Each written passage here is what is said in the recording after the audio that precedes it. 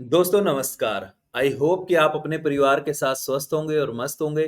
दोस्तों आज का वीडियो उन शॉर्ट एंड एस्पायरेंट्स के लिए जो कि रिटर्न की तैयारी भी कर रहे हैं और साथ-साथ अपने स्किल की टेस्ट की तैयारी को भी लेके चल रहे हैं। चाहे उन्होंने अभी स्किल को शुरू किया हो या फिर थोड़ा-सा वो एडवांस स्टेज पे हो, किसी भी स्टेज पे हो, हमें जब मैनेजमेंट की बात आती है कि कभी रिटन टेस्ट आ जाता है, कभी स्किल टेस्ट आ जाता है और कभी-कभी ऐसा भी होता है कि हमने 2-3 एग्ज़ाम भर रखे हैं और एक का रिटन आ गया, एक का स्किल आ गया। अब हम प्रायोरिटी को मैनेज करके फिर वो एग्ज़ाम देने जाते हैं कि हमें किस चीज़ की तैयारी हमारी ज़्यादा है या कौन-सी जॉब हमारे लिए सूटेबल रहेगी। फिर हम प्रायोरिटी चूज़ करके एग्ज़ाम देते हैं। तो इन दोनों चीज़ों को मैनेज कैसे करें? कैसे हम अपने शॉर्ट एंड स्किल को और रिटन टेस्ट की प्रिपरेशन को बैलेंस करें। आज का वीडियो इसके बारे में है और वीडियो बहुत ज़्यादा लेंथी नहीं रहेगा। आप लास्ट तक देखिएगा, वीडियो को समझिएगा क्लैरिटी से।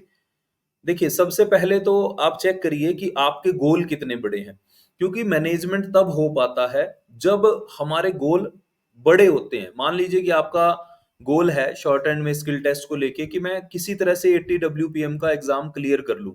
आपका गोल ही इतना सा है, क्योंकि जितना गोल होता है उतनी हमारे अंदर एनर्जी आती है उस काम को करने के लिए और उतने ही हम उसमें एफर्ट्स डालते हैं, तभी हम चीजों को मैनेज कर पाते हैं। लेकिन अगर गोल छोटा-सा है, तो बार-बार हम डगमगा जाते हैं, बार-बार हम घबरा जाते हैं कि पता नहीं कैसे होगा, हो पाएगा या नहीं हो पाएगा। तो सबसे पहले मैं आपको कहूँगा कि अपने गोल को बड़ा करिए। आप 80 डब्ल्यूपीएम के बारे में सोचते हैं, चाहे आप 80 डब्ल्यूपीएम पे नहीं हैं, 80 वर्ड्स पर मिनट नहीं लिख पा रहे हैं, बट गोल बड़ा रखिए। जब आप 100 डब्ल्यूपीएम, 120 डब्ल्यूपीएम के लिए एफर्ट्स मारेंगे तो 80 डब्ल्यूपीएम आपके लिए ईज़ी हो जाएगा, वो ऑटोमैटिकली होने लगेगा। सपोज़ करो कि जैसे मैं जेडब्ल्यू की तैयारी करता था और उसमें 120 डब्ल्यूपीएम की डिक्टेशन थी 10 मिनट्स की, कंटीन्यूअसली, यानी कि 1200 वर्ड्स इन 10 मिनट्स। तो मैं उसकी तैयारी करता था। तो मेरा 100 डब्ल्यूपीएम का एग्ज़ाम आया सीनियर स्केल का, तो वो ऑटोमैटिकली क्लियर हो गया। यानी कि मेहनत उसके लिए की थी कि उससे अप लेवल के लिए बहुत ज़्यादा एफर्ट्स लगाए थे, तो उससे जो नीचे वाला एग्ज़ाम होता है, वो आपका ऑटोमैटिकली उसी में कवर हो जाता है। तो सबसे पहले अपने गोल्स को बड़ा करिए। अपने माइंडसेट से उस चीज़ को आप बढ़ा के रखिए। चाहे वो रिटन टेस्ट की तैयारी हो, चाहे वो स्किल टेस्ट की तैयारी हो, सबसे पहले अपने गोल को बड़ा करिए। जितना ज़्यादा आपका गोल बड़ा होगा, उतना अच्छे से आप बैलेंस कर पाएँगे। देखिए, आप इस चीज़ को इस नज़रिए से समझिए कि मान लीजिए कल आपको कहीं बाहर निकलना है आउट ऑफ स्टेशन और आपको 50 किलोमीटर जाना है। तो 50 किलोमीटर जाना है, तो आप उतनी ही तैयारी करेंगे, उसी हिसाब से चलेंगे और हो सकता है कि आप पूरे-पूरे टाइम पे उठें, क्योंकि आपको हो सकता है कि अपनी ट्रेन से जाना हो, बस से जाना हो, है ना? लेकिन आप सोचो कि आपको 500 किलोमीटर, 1000 किलोमीटर दूर जाना हो और फ्लाइट से जाना हो और घर से 3-4 घंटे, 5 घंटे दूर एयरपोर्ट हो, तो आपकी अटेंटिवनेस कितनी बढ़ जाएगी। यानी कि आपका जैसे-जैसे गोल बड़ा होता जाता है, आपकी अटेंटिवनेस, आपके अंदर एक ऊर्जा वो बढ़ती चली जाती है। तो सबसे पहले अपने गोल को बड़ा करिए, तो आप चीज़ों को बैलेंस कर पाएँगे। देखिए, आप अगर अपने माइंड से पूछेंगे कि मैं 80 डब्ल्यूपीएम को कैसे लिख सकता हूँ? चाहे आप किसी यूट्यूब के कमेंट में पूछिए, किसी अपने ऑफलाइन क्लास के टीचर से पूछिए, किसी ऑनलाइन क्लास के टीचर से पूछिए, कहीं से भी पूछिए कि 80 डब्ल्यूपीएम की तैयारी कैसे कर सकता हूँ? तो आपको जवाब क्या मिलेगा? 80 डब्ल्यूपीएम की आप तैयारी कैसे कर सकते हैं? क्योंकि आप समझिए कि आपको जहाँ से भी जवाब मिल रहा है, कभी-कभी आप खुद से भी बात करते होंगे, तो आप अपने आप से पूछते होंगे कि मैं 80 डब्ल्यूपीएम कैसे लिख सकता हूँ? तो जवाब आपका दिमाग उतना ही देगा जितना आप पूछेंगे। आप अपने माइंड से पूछेंगे कि आपको 100 डब्ल्यूपीएम कैसे लिखना है, 120 डब्ल्यूपीएम कैसे लिखना है, तो आपका माइंड आपको उसी तरह के सुझाव देगा। तो आप समझिए कि आपके गोल छोटे हैं या बड़े हैं। अगर गोल आपके छोटे हैं तो सबसे पहले उसको बड़ा कर लीजिए, फिर बात आएगी मैनेजमेंट की। क्योंकि it's not about short and and skill test. देखिए, दो चीजें मैनेज करना अपनी पढ़ाई के दौरान तो थोड़ा सा टफ होता है, लेकिन वो मैनेज करना उन दोनों चीजों को टफ नहीं है, टाइम मैनेजमेंट मुश्किल है। It's all about time management. अगर आप टाइम मैनेज कर सकते हैं तो आप अपने परिवार को, अपने ऑफिस को बैलेंस कर सकते हैं। अगर आप टाइम मैनेज कर सकते हैं तो आप ये समझिए कि आप दो तीन काम जो भी कर रहे हैं तो आप उसको मैनेज कर सकते हैं। तो इसी तरह से जब आप शॉर्ट एंड करते हैं और स्किल टेस्ट करते हैं, it's all about time management. आप चेक करिए कि आपका टाइम मैनेजमेंट ठीक से चल रहा है, या फिर ऐसा लगता है कि कभी भी कोई भी किताब उठा ली, कभी स्किल टेस्ट उठा लिया, कभी उसको रिटन टेस्ट की किताब उठा ली, कभी कुछ पढ़ लिया, कभी कोई कंटेंट देख लिया, कभी कोई वीडियो देख लिया। आपका जो टाइम शेड्यूल है वो प्रॉपर नहीं है। अगर वो टाइम मैनेजमेंट होगा तो आपको पता होगा ना कि शॉर्ट एंड आपको कितना करना है, कितना स्किल टेस्ट करना है, क्या आपकी पोजीशन है, कितना कितना टाइम आपको देना है। सो आप इस चीज को इस दिशा से समझिए कि आपका ये मैनेजमेंट खुद ब खुद हो जाएगा जब आप टाइम मैनेज करेंगे।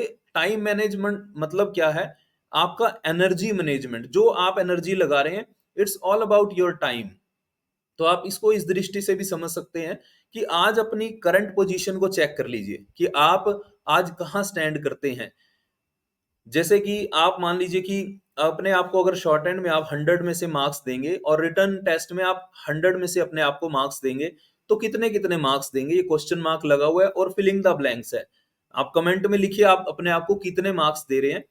तो उसके बाद ऑल अबाउट टाइम मैनेजमेंट, कि अगर आप एक दिन में 8 से 10 घंटे पढ़ते हैं और आप देखिए कि आपने दोनों में, शॉर्ट एंड में भी और रिटर्न में भी, अपने आप को 50-50 मार्क्स दिए, तो क्या मतलब हुआ कि अगर 8-10 घंटे पढ़ते हैं तो 4-5 घंटे शॉर्ट एंड को दीजिए प्रॉपर वे में, एक बड़े टारगेट के साथ, और रिटर्न टेस्ट को भी 4-5 घंटे आप दीजिए, तो आपका ये मैनेजमेंट ऑटोमेटिकली हो जाएगा। अगर आप मान लीजिए कि आपने शॉर्ट एंड में अपने आप को 30 मार्क्स दिए और आपके रिटर्न बहुत अच्छा है, आप उसमें अपने आप को 70 मार्क्स दे रहे हैं, तो ऑटोमेटिकली शॉर्ट एंड को आपको ज्यादा समय देना पड़ेगा, 6 से 7 घंटे, और रिटर्न टेस्ट को आपको डेली 3 से 4 घंटे देने ही पड़ेंगे। और इसी तरह से अगर आप वाइस वर्सा इसको चेंज कर दें कि आपका शॉर्ट एंड में अपने आप को 70 मार्क्स दिए और आपका रिटर्न बहुत ज्यादा अच्छा नहीं है, आपने उसमें सिर्फ 30 मार्क्स आपने आपको दिए, तो शॉर्ट एंड में आपको 3 से 4 घंटे और रिटर्न टेस्ट में आपको 6 से 7 घंटे, यानी कि 8 से 10 घंटे की अगर आपकी स्टडी नहीं है तो सबसे पहले आप उसको मैनेज करके निकालिए। क्योंकि अगर हम शॉर्ट एंड की तैयारी कर रहे हैं और उसमें आपको इन दोनों चीजों को बैलेंस करना है, तो 8 से 10 घंटे लगेंगे ही लगेंगे। इससे कम समय में आप बहुत ज्यादा अच्छा नहीं कर पाएंगे। आप सोचें कि 2-4 घंटे में आप दोनों चीजों को मैनेज कर लेंगे, तो ये करना पॉसिबल नहीं है। एक स्टूडेंट था, आप समझिएगा, और उसकी प्रायोरिटी थी जॉब लेना, कि बस एक जॉब मिल जाए कैसी भी, मतलब एक परिवार को सपोर्ट करना था, परिवार पे मतलब फाइनेंशियल बर्डन ज्यादा था, परिवार में अर्निंग सोर्स बहुत ज्यादा नहीं था, तो उसकी प्रायोरिटी थी एक जॉब लेना। लेकिन उस स्टूडेंट की मेन प्रायोरिटी थी टीचर बनना। तो क्या किया उसने कि सबसे पहले उसने मेहनत की, रिटर्न की तैयारी की, शॉर्ट एंड की तैयारी की। जब कोई रिटर्न का एग्जाम आता तो वो रिटर्न में खूब मेहनत करता, जब कोई स्किल टेस्ट आ जाता तो उसमें खूब मेहनत करता।